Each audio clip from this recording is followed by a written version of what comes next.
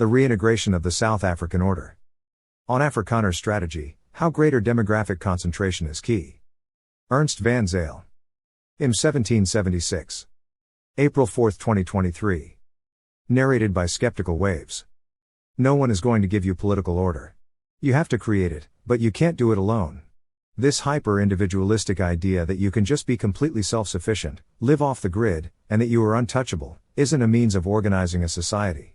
To prosper, you've got to organize with other people. Russell Lamberti, Self-Bestuur. Last year in Im. 1776 I offered an overview of what Afriforum and the wider Solidarity movement is doing to prepare for South Africa's future in the form of community-based, decentralized, state-proof solutions. We are pioneering a new political paradigm, which requires a major shift in how Afrikaners, and Westerners at large, think about solution building and influencing reality in modern times. Flip Buys, chairperson of the Solidarity movement, captures the essence of this shift. People sometimes ask us why we don't throw our hat in the ring of party politics. The answer is twofold and simple. Firstly, our impact as a movement weighs much more than our numbers. Secondly, if you are asking that question, you greatly underestimate our ambitions. The Union and later Republic of South Africa has been unstable since birth. Its size and level of complexity are closer to a region like North Africa, Western Europe, or Southeast Asia than a single country, hence why the name South Africa itself is more akin to that of a region.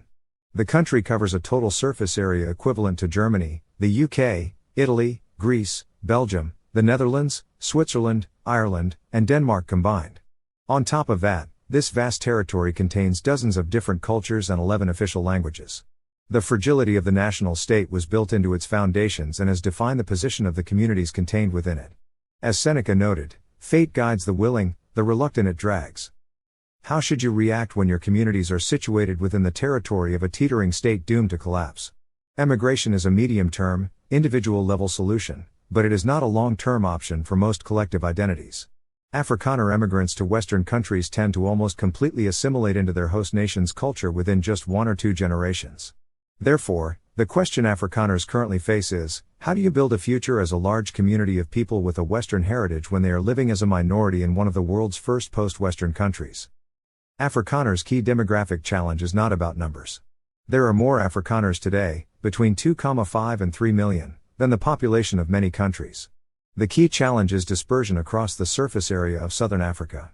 Addressing this dilemma is the crux of Flip Buys' book, Die Pad na Selfbestuur, The Road to Self-Governance. Demographics is the river within which history flows. Buys writes, the future of Afrikaners is therefore undeniably dependent on greater concentration. Where your people live in high concentrations, you can start to create a reality. Homesteading can be a workable solution for a household, but it cannot save a community, a culture or a civilization. With these realities in mind, Afriforum has identified towns, cities and regions where large numbers of Afrikaners already reside.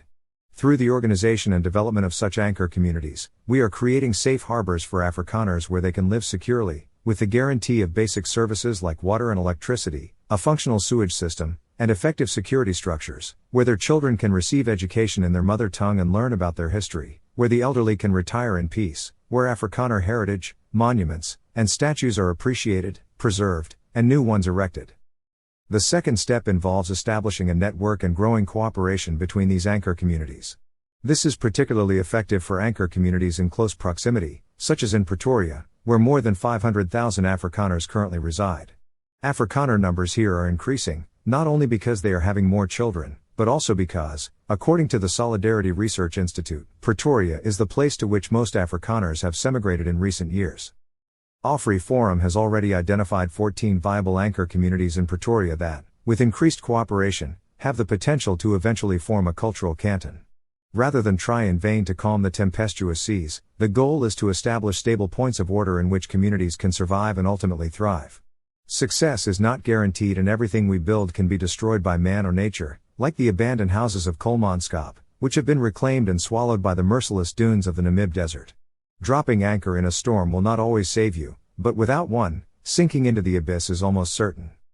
Orania, an Afrikaner town in the Karoo Desert, has embodied the principle of de facto proceeding de jure since its creation.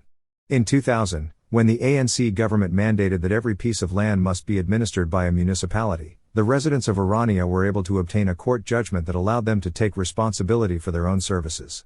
This was made possible by the fact that its people had been working hard to independently provide their own services since the town's founding in 1991. In 2022, the de jure reality further adapted to Orania's de facto reality, through a formal agreement of independence with the Thembalil local municipality, under whose authority they were supposed to fall. The people of Orania did not wait for the regulatory reality to grant them permission. They simply created their own reality, which the state had no choice but to acknowledge. Just like the people of Orania, Afri Forum and the Solidarity Movement aren't asking for permission. Our future is too important to leave up to the whims of the state. With the deterioration of government capacity also comes growing opportunities for decentralization of power and creating facts on the ground. Our strategy instead involves the creation of a reality so resilient that the government has no choice but to recognize it as legitimate. With neighborhood watches, for example, we grow them to a point where we can simply inform the state of their existence and offer assistance and cooperation where possible. If Afri Forum waited for a formal government green light to establish our neighborhood watches, we would still have a total of 0 neighborhood watches, instead of 165 plus, our current numbers. The future of the country is a desert of disorder containing oases of order, writes Professor Koos Malin in an article titled The Disintegration of the South African Order. For generations, coastal communities in South Africa have built harbors to protect against the chaotic ocean. But the battle between chaos and order in South Africa is only just beginning. A huge responsibility now rests on our shoulders, and we must be willing to risk failure. For in the great historical relay race where the stakes are high, the enemy is unforgiving and the result is final. Every generation only gets one chance to grasp the baton and safely hand it over to the next. Our cooperative actions, not those of an isolated few, will determine our legacy and the length of our chapter in the annals of history.